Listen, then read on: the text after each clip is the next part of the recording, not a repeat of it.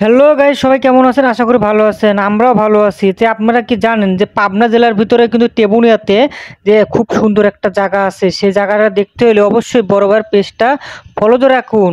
আর দেখেন যে আসলে যে জায়গাটায় ঢুকে পড়লাম, আর জায়গাটায় এত সুন্দর, মানে চার পাঁচটা নাইকুল গাছ, মানে খুব একটা অসাধারণ একটা ভিউ, আর খুব সুন্দর একটা জায়গা। আর আশা করি আপনাদেরও খুব ভালো লাগবে। দেখেন চারপাশটা মানে এত সৌন্দর্য, আর চারপাশটা মনে করলেন ধান সবুজের, মনে করলেন এটা হলি টেবুনিয়া কৃষি ফার্ম। এটা হলি পাবনা জেলার টেবুনিয়াতে কৃষি ফার্ম ভরে। আর এই কৃষি ফার্মটা অনেক সৌন্দর্য একটা ফার্ম।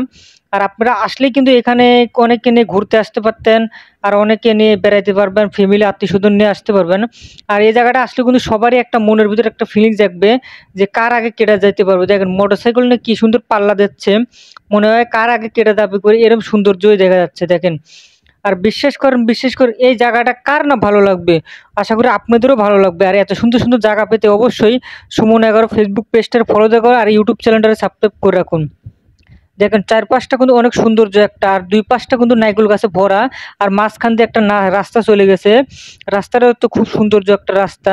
আমরা যতই আগাই যতই দেখি খালি ধান ক্ষেত, সবুজ লাল সবুজ, এত সবুজ মানে সব বলার বাইরে। আর এত সবুজ লাল মানে জায়গাটা অনেক একটা সৌন্দর্য।